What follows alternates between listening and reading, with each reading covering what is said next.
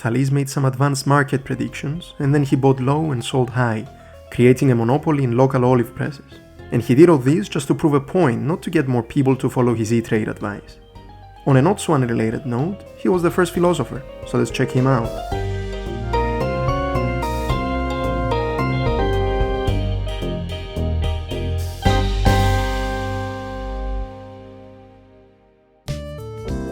Hi, Epicurean Stoic here, and welcome back to my channel. This is the second video in my Ancient Greek Philosophy series, so let's jump right in. Last time we talked about Hesiod and how his theogony laid the foundations for philosophy to develop. Now, if Hesiod represents the pre-philosophical precipice, the three great thinkers from Miletus mark the birth of philosophy proper. The theories of Thales, Anaximander and Anaximenes are radically different from anything else produced in their time, and after them there was no going back, philosophy was blooming. Thales made the first big step of demythification, which I think is the perfect word to describe what was so special about the pre-Socratics, especially the earlier ones. Now, pre-Socratic means before Socrates, of course, but it's a peculiar label, and a full discussion on it is not warranted here. Instead, you can pause the video right now to see a small footnote on why that is. Okay, so demythification is exactly what Thales did. It is what places him leagues ahead of someone like Hesiod, and why he is called the first philosopher. He too was concerned with the beginning of the world and how it works.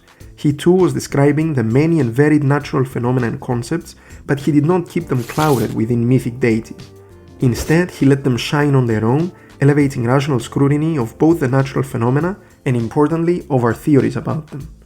What I mean is that Thales tried to answer the same questions as Hesiod and explain natural phenomena, the beginning of the cosmos and its inner workings, but he did it using rational thought trains, syllogisms, and tried to make arguments to support his theories and show that he was getting, at the very least, closer to the truth, rather than just declaring it. Don't get any wrong ideas though, even the most naturalist and rational philosophers kept the divine somewhere in their system, but any entities they were positing were in a sense mechanistic, not anthropomorphic like Hesiod's. So let's dig a bit deeper and see what Thales and his successors were saying. And yeah, about that. Turns out we don't have that much.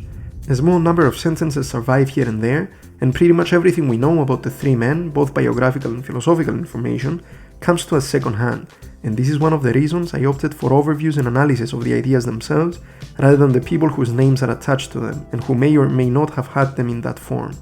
What matters is that these ideas were circulating around the educated elite of the time, being influenced by what came before them and affecting what came after. The big concept introduced by the philosophers of Miletus was the archē, or the protiarchē, the first principle or first element, which they posited as being what everything is made of deep down, where the world is coming from, and what led to the diversification of the natural phenomena and the different substances we see today. This is the second biggest contrast with Hesiod, the reductive approach of Thales and his successors. Hesiod was positing many different entities that interact, etc., but at the end of the day each of them is unique and of a different kind, let's say, than others. Think of Chaos, Gaia and Uranos compared to Zeus, Athena, or even the nymphs and the muses. The philosophers instead posited only one thing, the archē, as the source of everything, and all we see around us is just that first element in different forms. For Thales, the first principle had to be the cause of change and motion, and to be able to support life, which Thales understood as almost synonymous with motion. With this criteria in mind, he arrived at water as the protiarchē.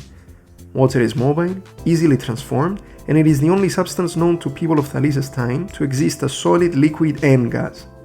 At the same time, water was observed to be the core vehicle for the development of life, from food and drink to even semen, so Thales considered water to be the first principle according to the criteria he set. This leads to the final key insight that comes with Thales.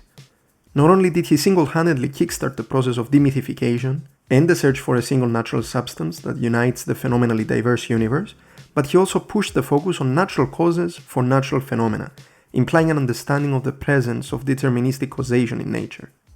This is of course linked to the other two insights. Once he understood that certain events or natural features of substances and objects cause the observed natural phenomena, the need for positing the whims of mythic gods in order to explain said phenomena disappeared, and if each thing is caused by or created by other things, then this chain must have the first cause, the first creator, which led Thales to search for the protiarchē. It is important to remember though that there is still lots of room for mistakes in systems like this. Thales made some very important early leaps in philosophical thinking, but that doesn't mean he was infallible or that his wrong conclusions invalidate his correct observations and premises. For example, he experimented with amber and found that it can move objects without touching them. This was a natural process for him, and it is why he reduced the supernatural down to the natural in a very interesting way. Soul, the divine source of life, is to be identified with motion and change, especially eternal motion and the capacity to self-move. Now, nature has a huge array of examples of things that are constantly in motion, at least long enough for people of Thales' time to regard them as eternally in motion, but Thales didn't even bother too much with specific examples like these or like the amber one I just mentioned. Since according to him, the protiarchy has to have the capacity to self-move, and everything is made out of water, the protiarchy, then everything has this capacity to self-move and be in eternal motion, and so everything has a soul, as Thales said. Weird, wrong conclusions, but with valid reasoning behind them. As a final example, let's see what he said regarding the flooding of the Nile in Egypt. Apparently, he correctly observed that the annual floods occurring in the Nile Delta every summer coincided with annual winds coming from the north, and equipped with his causal theory of the world, he interpreted that coincidence as causation, and claimed that it is these winds that blow in the opposite direction as the flow of the water that raise the Nile's bulk because its outflow is driven back by the swelling of the sea which comes to meet it. This, of course, is a wrong conclusion, but it is not unreasonable to expect something like that, and it makes some semblance of sense. So Thales, elevating physical causation as the primary kind of explanation of natural phenomena, in combination with his other two insights of demythification and the reductionist approach, is what justifies us calling him the first philosopher.